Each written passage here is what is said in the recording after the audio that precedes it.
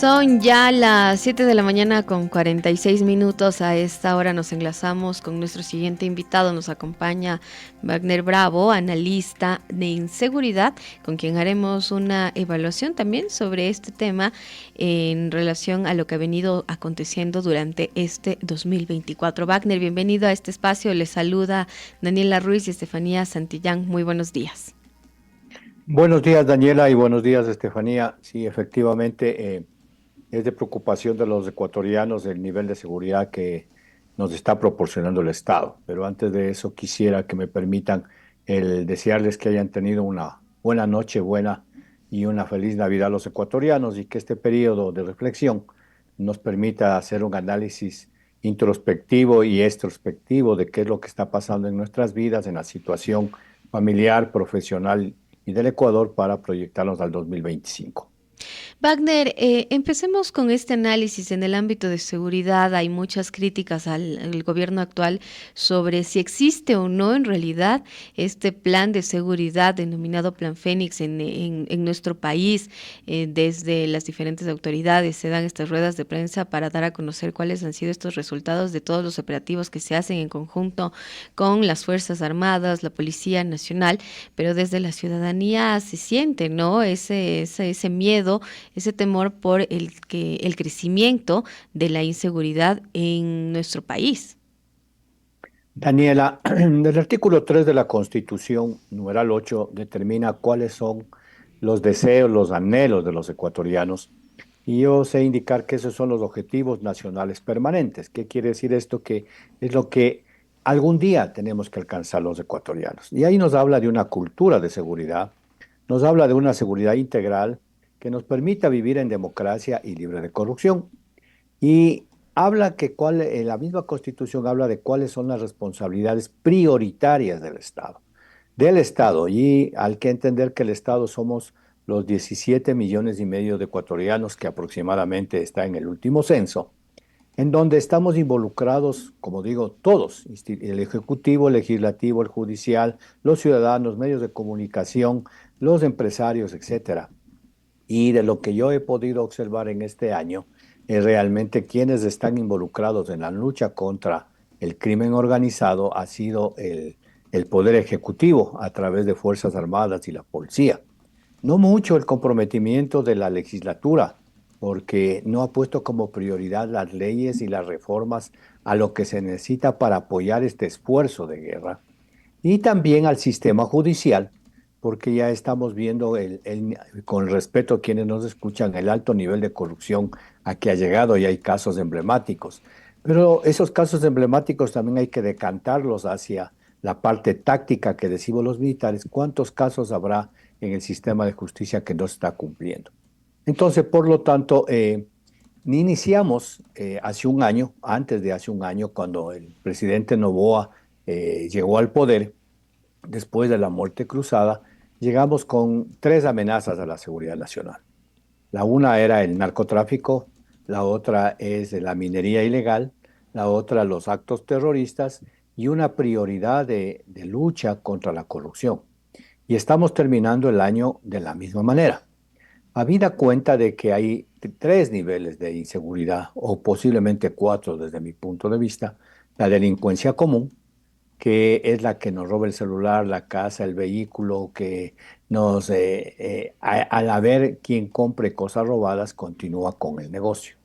La delincuencia organizada que, desde mi punto de vista, está migrando la delincuencia común a estos de los secuestros y de las vacunas, porque esta aculturación delictiva ha llegado a decirles a ellos, desde mi punto de vista, vuelvo a repetir, que es un buen negocio.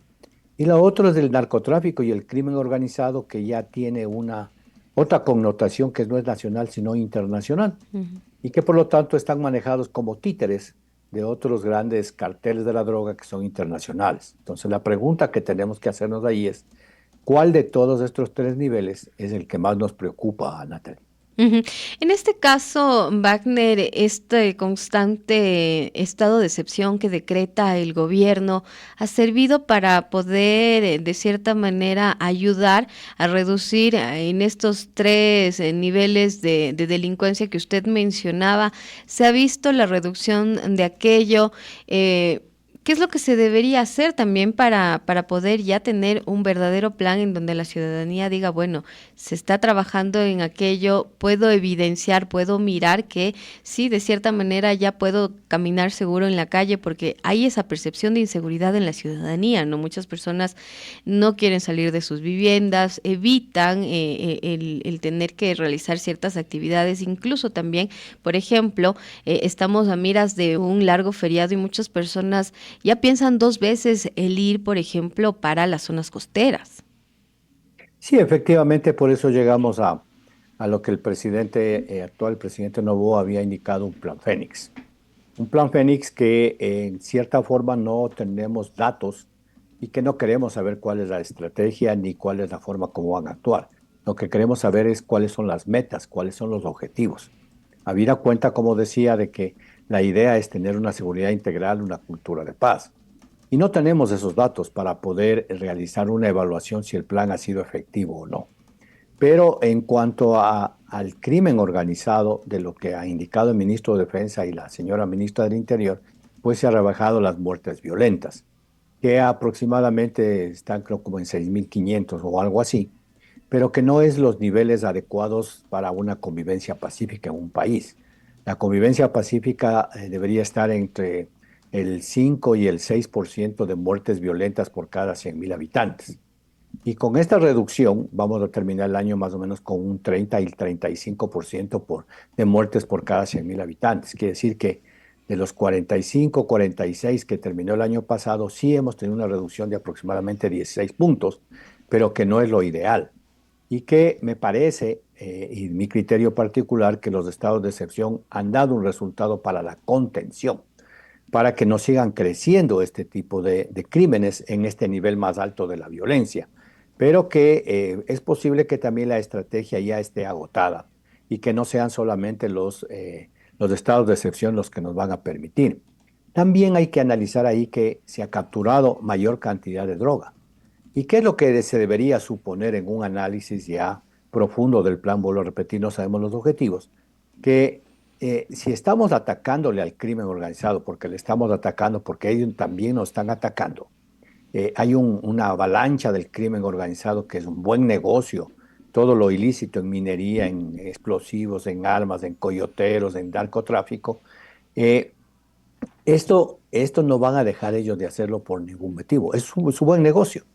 Por lo tanto, al atacarle esto, quiere decir que deberíamos tener por lo menos una reducción de la droga que pasa por el país. Y lo que estamos viendo es que por buen trabajo de Fuerzas Armadas y Policía, más bien ha incrementado las Incremental. capturas. Quiere decir que ellos no, de una u otra manera, cambiaron su estrategia, cambiaron su forma de ver las cosas y continúan con su negocio. Y en cuanto a la delincuencia común, yo recuerdo que en el gobierno anterior nos reunimos con el presidente, la presidenta del CONCOPE, el presidente de la AME, el presidente de las juntas parroquiales, porque es prevención. Lo fundamental para la seguridad ciudadana, lo que tú acabas de decir, la preocupación que tienen los ecuatorianos de que le roben su hogar, su casa, que pueda viajar. Porque aquella persona que no está, como hemos visto, inmiscuida en el narcotráfico, microtráfico, lavado de dinero, no tenemos tanta la angustia de que nos vamos a ser asesinados, a no ser que sea una muerte esporádica por ahí en un evento, pero sí la delincuencia común y la delincuencia organizada, los secuestros. Y ahí tiene mucho que ver la prevención y que es función, como decía, en la seguridad integral, no solamente del Ejecutivo, de los gobiernos autónomos descentralizados, de esta entrevista que ustedes hacen para formar una cultura de seguridad, de los empresarios, de crear trabajo, de salud, que creo que en un país que salimos, primero nos quedamos muy endeudados después del correísmo, salimos de una pandemia, hoy tenemos una crisis energética, la cuesta está bien arriba porque necesitamos recursos económicos para eliminar esas causas estructurales de la violencia, Natalie. Wagner, es importante también hablar sobre el tema de las cárceles. Recordemos que en años anteriores teníamos estas noticias lamentables, trágicas, de manera permanente, las masacres, los motines, decenas de muertos y heridos en las cárceles del país. Esto no se ha evidenciado de la misma forma, digamos, en la misma magnitud durante este 2024. En noviembre tuvimos una masacre también en la penitenciaría, pero digamos fue como un hecho más aislado. ¿A qué responde este cambio aún en las cárceles? ¿Cree que ya existe un control al haberlas militarizado también? ¿O qué es lo que está sucediendo ya al interior de estos centros? Natalia, hay que felicitar el trabajo de Fuerzas Armadas. Inclusive, Ecoavisa hace una semana o dos presentaba de que, como decimos en el argot popular, las Fuerzas Armadas son como la aspirina, buenos para todo, pero que no es su misión principal. La misión principal de Fuerzas Armadas, de acuerdo a la Constitución, es defensa de la soberanía y la integridad territorial. Ujú. Deberían estar bien protegidas las fronteras, porque de paso por ahí es donde entran eh, los males para el Ecuador. Muchos de los que estamos hablando, especialmente el crimen organizado, no son nacionales. Vivimos en alrededor de tres países que son los principales productores de hojas de coca. De la información que nos habían dado de que nosotros somos uno de ellos, se ha confirmado de que no es. Pero, sin embargo, el Estado, el gobierno ha tomado mano y es bueno por la misma aceptación de la soberanía de cerca de un 85% de Fuerzas Armadas y hay que agradecer y felicitarles su trabajo para emplearles en diferentes actividades. Esto es al SNAI. ¿Por qué Fuerzas Armadas van al SNAI? Porque el SNAI es una institución débil. Cerca de 4.000 personas que, desde mi punto de vista, no han sido fortalecidas. No hay una institucionalidad. ¿Por qué están Fuerzas Armadas en el control de la minería ilegal? Porque la Agencia Reguladora y Control Minero es débil y por Ujú. lo tanto hay que echar mano de Fuerzas Armadas. ¿Por qué están en las hidroeléctricas? Porque también el sistema hidroeléctrico está en peligro y es débil la institucionalidad. Entonces mi conclusión es de que la institucionalidad de diferentes instituciones, no solamente de seguridad, sino también como salud, como educación, como la UAFE, como la aduana, no tienen una fortaleza para poder cumplir con su función solos. Y en este caso, como tú lo preguntas del SNAI, Fuerzas Armadas ha logrado contener lo que siempre habíamos llamado de que son los centros de mando de los delincuentes. ¿Por Ujú. qué? Porque no estamos hablando de delincuentes que son una banda de 4, de 5, de 10 personas. Son una banda de, no sé, 5.000, 2.000 personas que están extramuros, trabajando diariamente y camuflados en la sociedad, e intramuros al interior de las cárceles, que cuando cae una persona presa de este grupo, llega a la cárcel y le reciben sus amigos, sus panas, sus jefes. Y si sale, le reciben sus panas, sus amigos, sus jefes. Entonces, la institucionalidad del SNAI no ha sido, desde mi punto de vista, no conozco a profundidad, fortalecida. Y por lo tanto, Fuerzas Armadas, que no son los responsables, sino el SNAI, está apoyando. Y hoy tenemos una paz relativa, una paz silenciosa, pero que en un determinado momento, ¿qué pasaría si Fuerzas Armadas salen del sistema penitenciario? Posiblemente vamos a volver a lo mismo. El tiempo cuando Fuerzas Armadas apoya, en este caso al SNAI, debería ser para fortalecer esa institucionalidad. El tiempo en que Fuerzas Armadas apoya al Arcón para el control minero es para fortalecer esta institucionalidad, porque la misma Constitución determina que cada una de las instituciones tiene un rol que cumplir. Sino, ¿para qué las tenemos? Porque si vamos a utilizar a Fuerzas Armadas para todo, y que ya lo dijo la Comisión Europea, que cuando nos estaba apoyando a fortalecimiento de las hay que sacar a los militares de las cárceles, porque ya están ahí las supuestas violaciones de los derechos humanos, están ahí los excesos, etcétera, porque primero no es la función de Fuerzas Armadas y en segundo lugar hay responsables. Entonces yo creo que falta mucho y nos va a tomar mucho tiempo fortalecer las instituciones para que cada uno cumpla su rol. Eso es el concepto de seguridad integral, Natalia, en donde todos nos involucremos, pero todos. Estamos en guerra. El presidente declaró una guerra.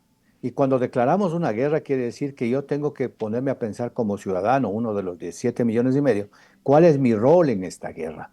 Vamos a cumplir 30 años de la victoria indiscutible militar en el Alto Cenepa, en donde, si vemos las imágenes de la época, 1925, todos nos involucramos de una u otra manera, pagamos impuestos, apoyamos, estábamos atentos a las noticias, etcétera.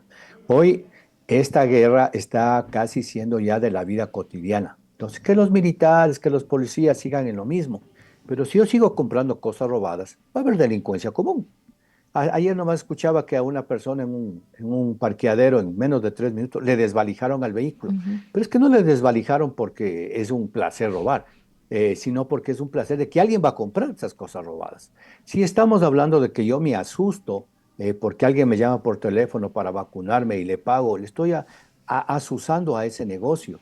Y a veces hay también, digo en el sentido de las personas, con las disculpas del caso, quienes a través del morbo, porque así puede ser, Ujú. con las redes sociales apenas les llega una noticia sin ser contrastada, sin ser verificada, la pasamos y asustamos a todo el mundo. Entonces, ahí es donde viene un plan de seguridad integral, que es lo que hay que hacer, y que hay que reconstituir el sistema de seguridad pública del Estado, en donde haya quien coordine, quien le diga al AME qué tiene que hacer, quien le diga qué tiene que hacer al CONCOPE, sin que se vaya sobre sus potestades y sus capacidades, pero sí la coordinación, quien le diga a la Asamblea, señores, a pesar de que esté el Consejo de Seguridad Pública del Estado, esta es la prioridad, al sistema de justicia hay que depurarlo, porque no puede ser posible que hay militares, como en el caso de los 4 desaparecidos, hoy están siendo juzgados.